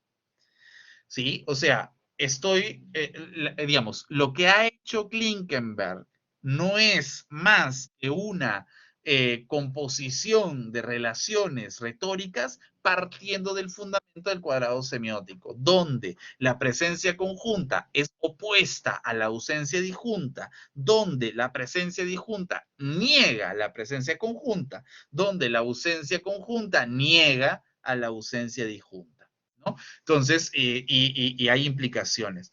En la parte izquierda vemos la deixis de la conjunción. Son elementos que están conjuntos, ¿no? Los elementos están unidos, integrados. Y a la derecha tenemos elementos que están disjuntos, separados, ¿no? Arriba, en la deixis de arriba, tenemos superior, ¿no? En la oposición de presencia conjunta y presencia disjunta, tenemos un eje de comparación, ¿no? Siempre hay la figura de la comparación.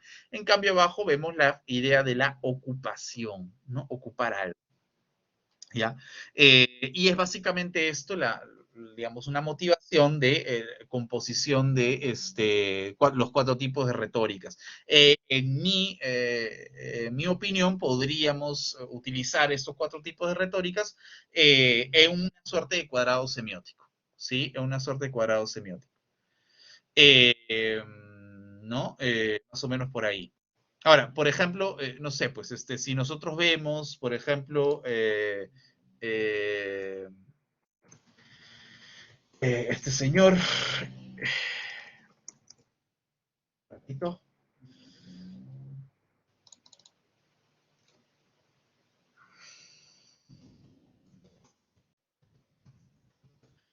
está esta figura de aquí. A ver, aquí está, esta es. Ya. Sí. Por ejemplo, cuando nosotros vemos el pop achorado, eso es lo que estaba buscando, el pop achorado, aquí está, ¿no? Y aquí está, aquí está. Listo, voy a compartir un ratito la pantalla aquí, ¿no? Cuando vemos esta estética del pop achorado, ¿no? Aquí está, ¿no? Que la hizo Jesús Ruiz Durán, que fue una estética que se realizó Jesús Ruiz Durán, como mezclando pues las figurativizaciones indigenistas con la expresión plástica del pop, ¿no? De los 60, 70, para la reforma agraria del gobierno de revolucionario de Juan Velasco Alvarado. Jesús Ruiz Durán hizo la famosa representación del logotipo de la revolución, que fue el logotipo de Tupac Amaru, ¿no? Que era este de acá, ¿no? Este de aquí, ¿sí? Este logotipo de acá. A ver, ¿ustedes qué me dirían sobre este logotipo? ¿Esto es una presencia conjunta? ¿Es una presencia disjunta? ¿Es una ausencia conjunta o es una ausencia disjunta?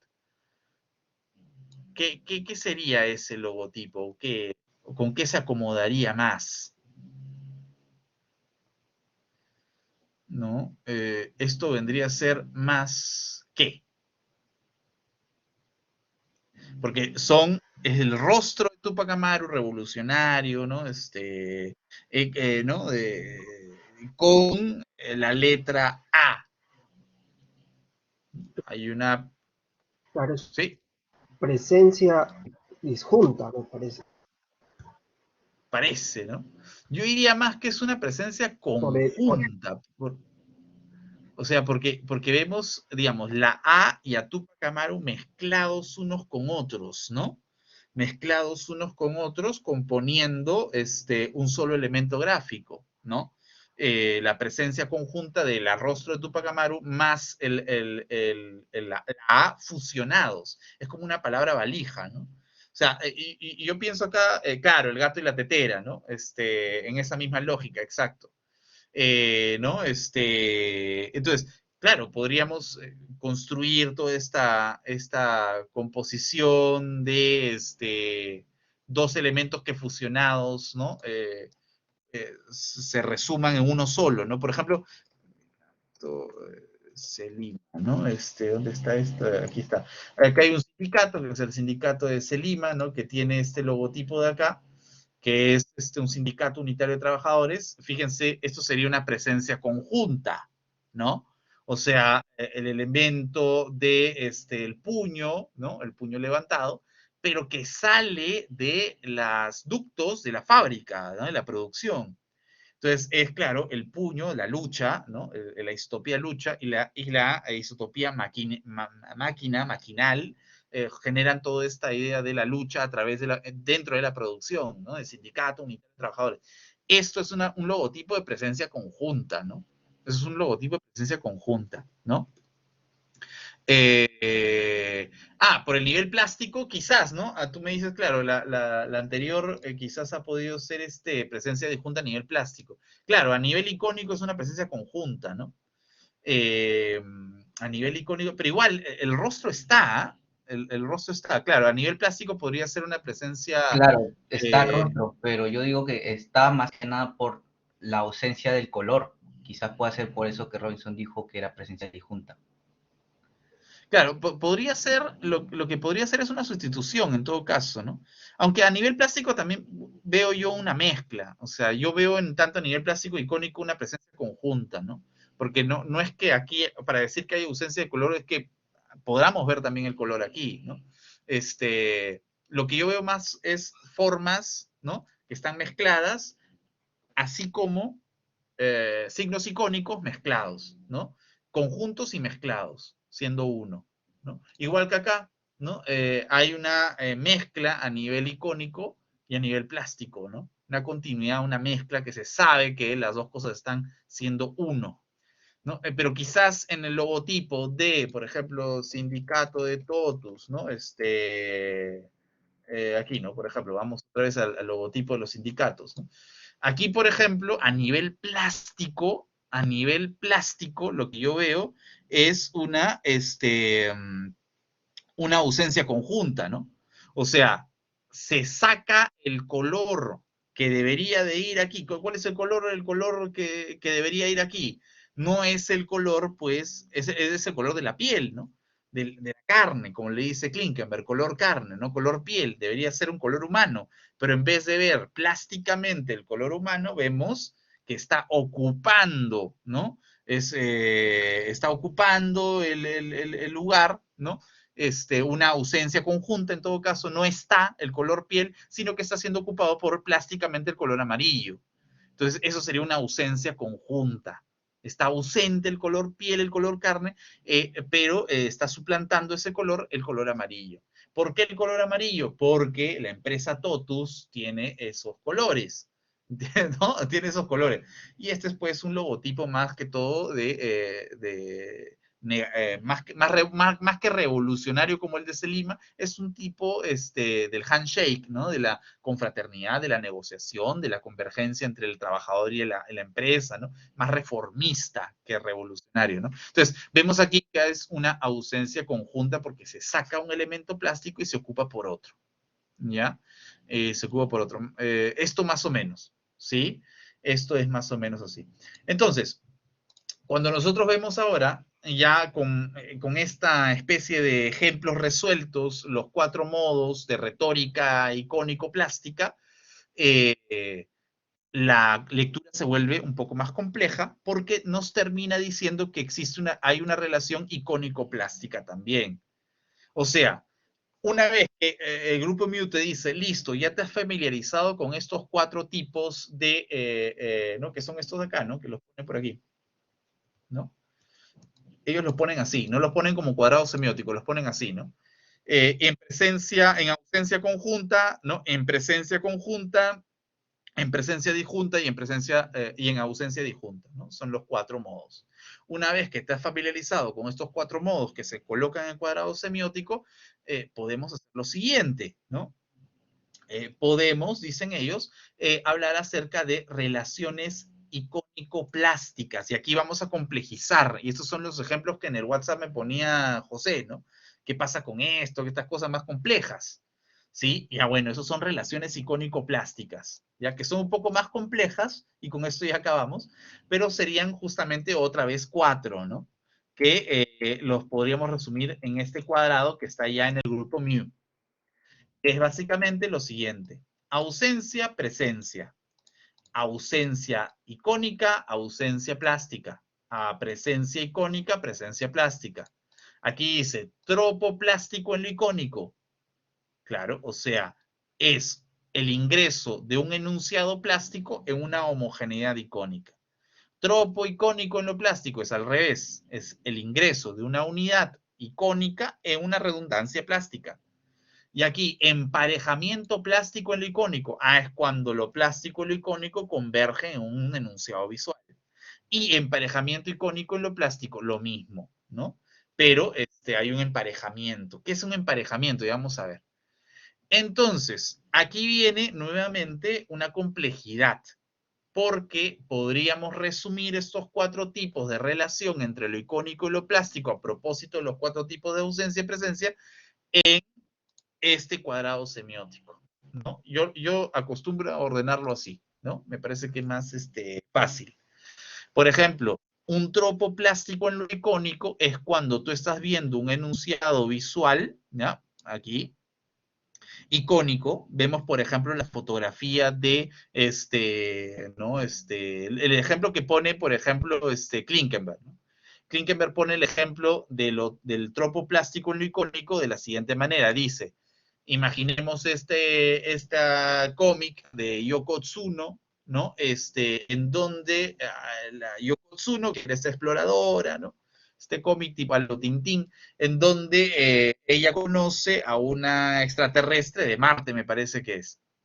Entonces, en el enunciado icónico, es decir, en las formas icónicas, vemos de que hay un juego plástico.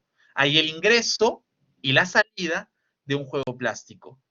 Ingresa, o sea, ¿no? Grado de percepción, ¿no? Y grado de concebido, ¿no? O sea, lo concebido y lo percibido, ¿no? El signo icónico plástico percibido y signo plástico concebido, ¿no? Entonces, plástico percibido, nosotros percibimos el azul. Plástico concebido, al poner el azul, se quita el color carne. Y esto genera, ¿no? Lo que Klinkenberg llama un tropo plástico en lo icónico. O sea, hay un tropo, o sea, un juego, ¿no? Plástico en un enunciado icónico.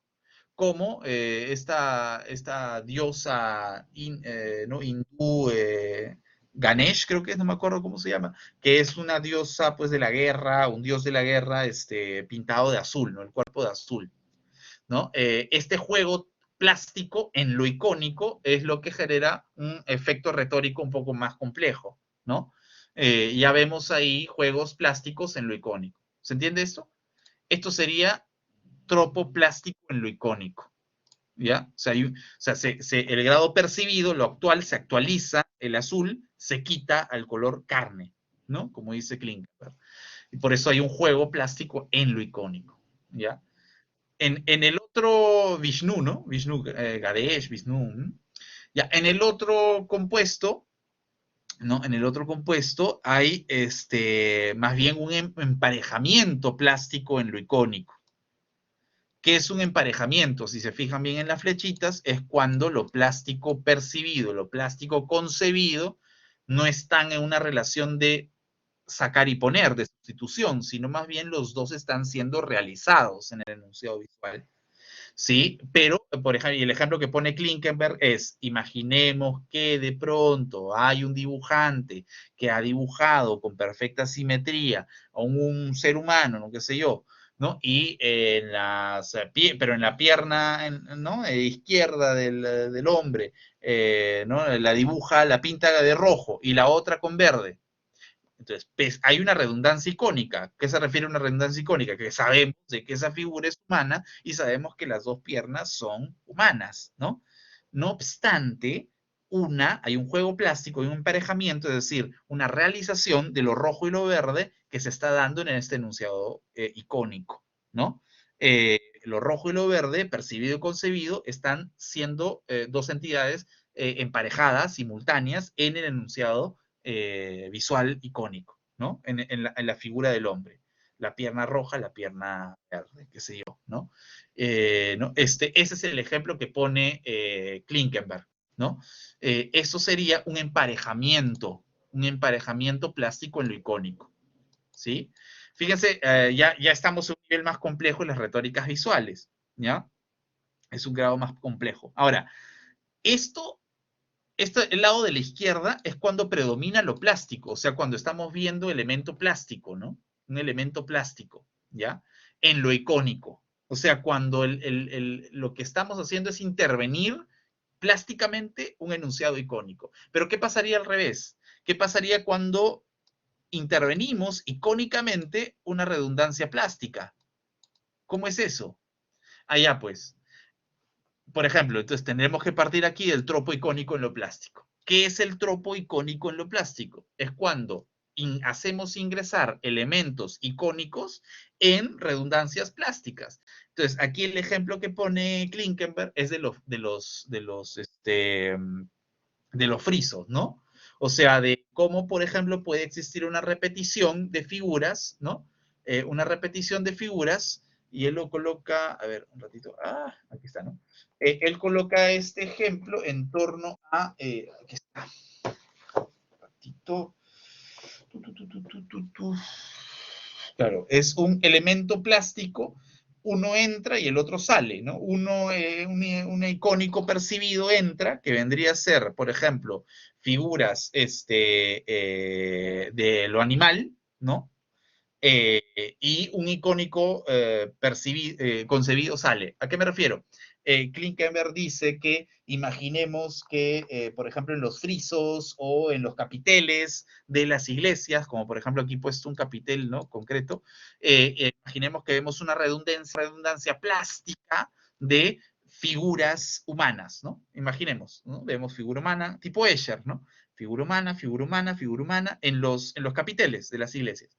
Pero de pronto, no sé si han visto en algunas veces, de hecho yo tengo un ejemplo aquí que puede servir, de pronto la figura humana se transforma en una figura animal, ¿no? Entonces, la repetición plástica, ¿no? De figuras humanas que de pronto pasan a animal hacen de que el grado percibido que estemos percibiendo en esa transformación sea ya no lo humano, sino lo animal y que lo animal y que lo humano sea retirado, sea concebido, ¿no? Se retira del enunciado plástico, de la repetición plástica, creando una retórica de transformación, por ejemplo.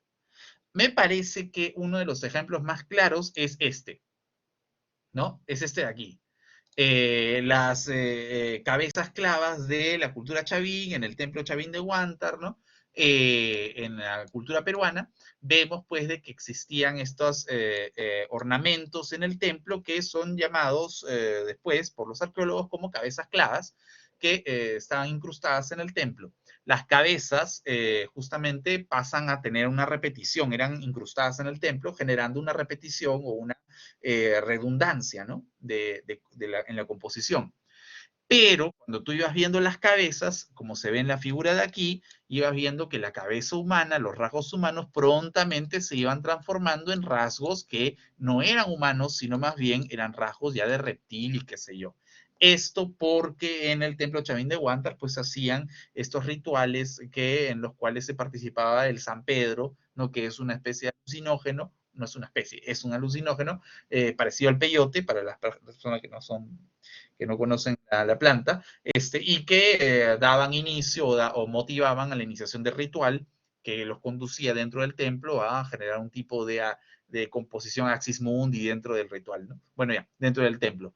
Bueno, ya, lo que me interesa es que justamente el paso de una cabeza humana a la animal hace que prontamente en nuestra apreciación sobre estas cabezas clavas veamos un grado icónico, perdón, un icono percibido que sea lo animal, que esté ingresando en el enunciado plástico, en la repetición plástica, y que digamos, que lo icónico concebido sea lo humano porque ya no está siendo dado, ya no está siendo actualizado en la repetición, ¿no? Se saca lo humano, se coloca lo animal, ¿sí? En la repetición, en el enunciado plástico, ¿sí? ¿Se entiende eso? En el enunciado plástico se coloca justamente esa idea, ¿no? Esa idea de colocar un elemento icónico percibido animal y sacar un icónico concebido humano, ¿no? En la repetición. Entonces, eso sería justamente un tropo icónico en lo plástico, ¿no? O sea, colocamos lo animal en una repetición plástica, ¿ya? Eso es. Y finalmente tenemos el emparejamiento icónico en lo plástico. Y el emparejamiento icónico en lo plástico, Klinkenberg pone un ejemplo imposible, pone un ejemplo sobre esto acá, ¿no? Dice, esta es una obra que si hay alguien que la ha conseguido, de Pirené, en internet yo no la he encontrado, pero es de paisaje de la industria industrial, ¿no? Paisaje industrial, paisage d'industries, ¿no? que es justamente la composición de la naturaleza, que es el fondo, ¿no? Superior de la imagen, y la composición de las fábricas, ¿no? Que están ahí entrometidas en la composición natural. Entonces, para Klinkenberg, de hecho, esto es un enunciado que se presenta mucho en la pintura occidental, dice él, porque vamos a ver de que hay un emparejamiento en el enunciado plástico, o sea, ¿no? En el enunciado plástico, ¿a qué se refiere con enunciado plástico? Es que se refiere al color. Él dice que toda esta imagen tenía una temperatura amarilla, ¿no? Aquí no lo podemos apreciar bien porque la imagen no la he encontrado y la he encontrado solo lo del libro. Pero toda esta imagen tiene una representación amarilla, ¿no? Todo es amarillo, ¿ya? Y dice Klinkenberg que cuando nosotros vemos esta imagen de color amarillo situada, ¿no? Como un enunciado, vemos que están emparejados el icono percibido y el icono concebido de la ciudad y el campo, algo que en el discurso habitual es antagónico, es opuesto, ciudad y campo son opuestos, no obstante los vemos aquí emparejados por la relación cromática del amarillo, porque el amarillo los uniformiza. El amarillo les permite el encuentro entre la ciudad y el campo, ¿no? O sea, uniformiza el amarillo, algo que en el discurso es opuesto, ciudad y campo, ¿no? Campo-ciudad, pero el amarillo está uniformizando estas dos, digamos, percibido y concebido, emparejándolos en un enunciado visual concreto, ¿no? Eso sería un emparejamiento icónico en lo plástico. O sea, se empareja icónicamente la relación icónica ciudad-campo en lo plástico, en lo amarillo, ¿no? En lo amarillo. Eso básicamente, ¿sí? Eso sería más o menos. Entonces, con esto, no sé si se ha entendido un poquito, pero con esto se acaba justamente, o no se acaba, sino al menos se exaspera la lógica de la retórica que estaba ensayando Klinkenberg al comienzo de la lectura, ¿no? O sea, a modo de resumen, la lectura de Klinkenberg propone, uno, entender digamos, a la retórica como transformaciones visuales de enunciados, el estudio de estas transformaciones. Dos, los tipos de retórica pueden ser estudiados de acuerdo a los grados de presencia y conjunción. En ese sentido, podríamos tener 4 tipos de presencia y ausencia. Hemos tratado de explicar estos 4 tipos, digamos, consignándolos en un cuadrado semiótico. Va a haber presencia conjunta, ausencia disjunta, ausencia conjunta y presencia conjunta. Esto sirve como retórica visual no solamente para la composición artística, para la composición gráfica, sino también para la construcción y enriquecimiento de los enunciados visuales y la comunicación visual como tal. Ahora, para complejidad mayor, las relaciones de lo icónico y lo plástico tienen otros tipos de complejidades que nos emparentan con este cuadrado semiótico, ¿no? Donde hemos visto que hay más bien emparejamientos, incursiones, inmersiones de lo plástico y lo icónico en distintos enunciados, ¿no? Tropoplástico en lo icónico, ¿no? Que hemos visto el ejemplo aquí de Yoko Tsuno, ¿no? O Klinkenberg nos pone ese ejemplo. Emparejamiento plástico icónico, tropo icónico en lo plástico, emparejamiento icónico en lo plástico. Los 4 tipos de relación entre lo icónico y lo plástico nos permiten profundizar, enriquecer el concepto de retórica visual, ¿no? Que es lo que justamente quiere hacer la semiótica, categorizar las transformaciones, pero también entender las relaciones de transformación que existen en un enunciado y que componen lo que sería una retórica visual, una retórica de la imagen, ¿no? Entonces, con esto me parece que hemos culminado la lectura de Klinkenberg, al menos en su primera parte. De hecho, hemos tratado de explicar un texto que es muy complejo. O sea, si ustedes entran a leer al propio grupo Mew, es un texto muy complejo, es un texto un poco amplio, grande, complejo, pero que espero que el video les haya servido para poder aclarar algunas ideas o algunos elementos que no eran claramente definidos o entendidos, ¿no? Yo al menos me contento en que se pueda más o menos entender de forma simple las diferencias entre los grados de retórica visual, ¿no? Los 4 grados de retórica visual en este cuadrado semiótico, ¿no? Los 4 modos de la retórica visual, esto quiere decir icónico y plástico, en este tipo de cuadrado semiótico.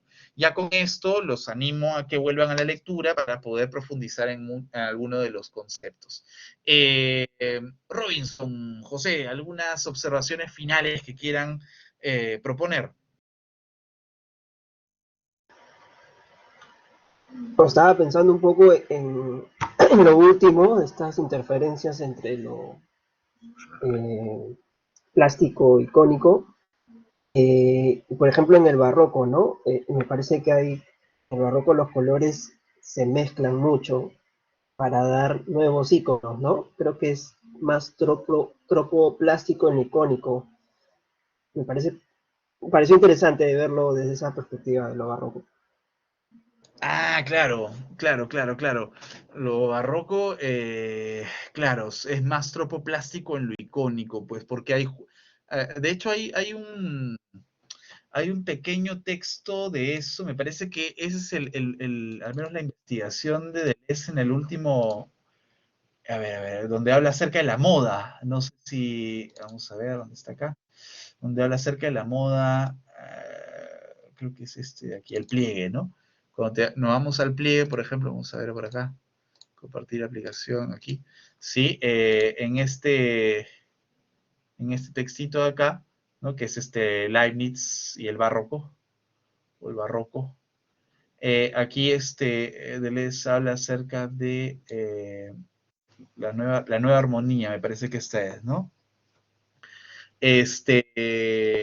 Claro, entonces habla acerca del el pliegue en el tema del modelo textil, ¿no? El tejido, el vestido. Entonces, es justamente lo plástico en lo icónico, ¿no? O sea, cambios de plásticos de concebido percibido en enunciados icónicos clásicos como Cristo, la construcción de la religiosidad, la iconografía religiosa, pero el pliegue sería este elemento plástico que ingresa y va creando justamente esas alternancias en el enunciado barroco, ¿no? Sí.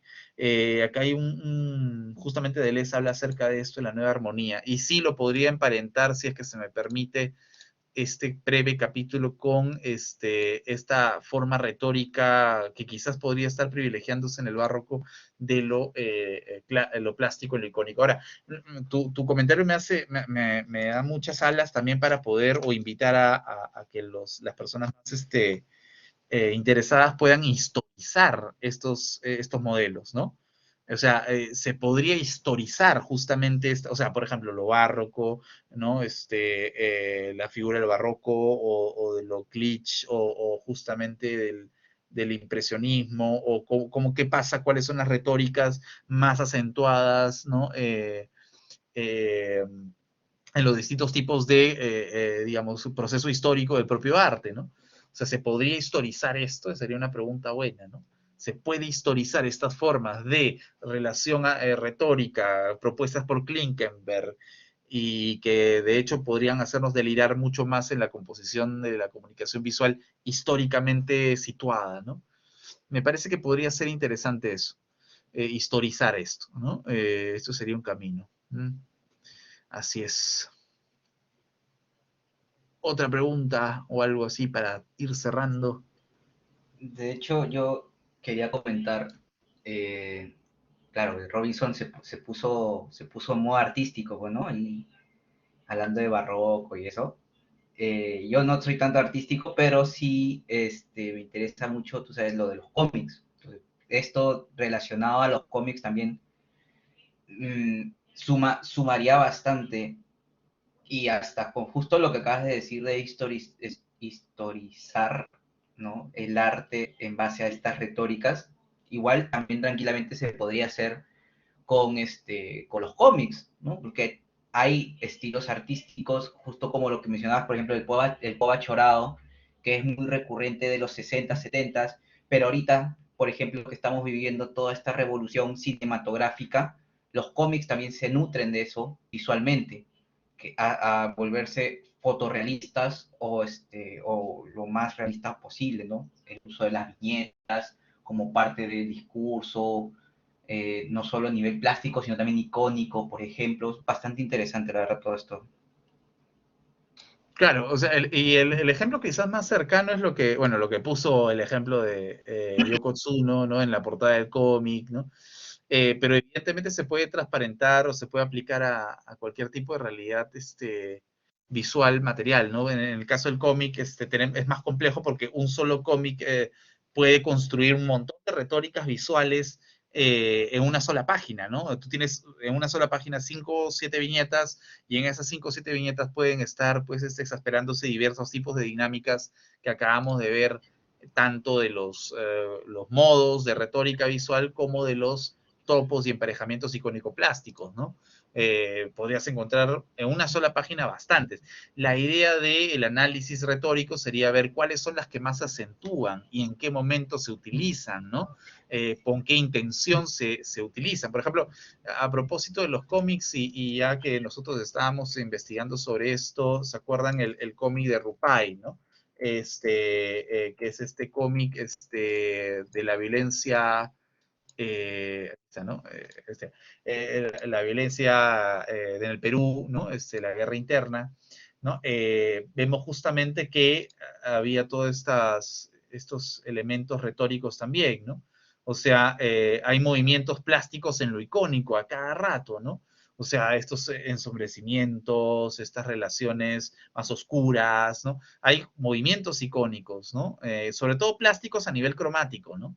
Que generan la retórica finalmente de el miedo, de el acecho, ¿no? El acorralamiento, ¿no? De lo ensombrecido, del drama, la tragedia, y habían cambios icónicos, ¿no? Aquí, ¿no? Con lo rojo, el concepto de lo rojo. Entonces, era importante ver cómo, por ejemplo, una sola portada o un cómic, ¿no? Se pueden estar construyendo elementos icónicos, ¿no? O retóricas icónicas. Aquí, por ejemplo, no hay mucha retórica icónica, o bueno, ¿no? Hay más emparejamientos, ¿no? Pero los 4 modos retóricos se podrían encontrar quizás en las siluetas o en las expresiones a veces metafóricas de la muerte, ¿no? ¿No? Que aquí, por ejemplo, esas siluetas también son una retórica, ¿no? Leve, no muy enriquecida como en lo que veíamos de Tintín, por ejemplo, con el Capitán Haddock, pero vemos retóricas también de presencias, ¿no? Que están ausentes y que solamente la silueta nos permite generar un efecto de que estamos detrás, que estamos en sospecha, que estamos inmersos en la historia, etcétera, ¿no? Definitivamente sí, se puede contagiar esta construcción icónica, retórica visual a los distintos tipos de análisis de cómics o relatos, ¿no?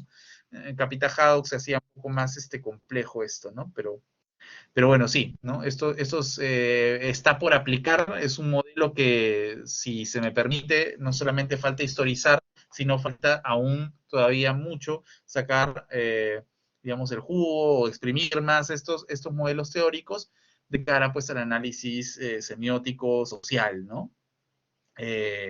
No, eso, básicamente. Bueno, eso sería.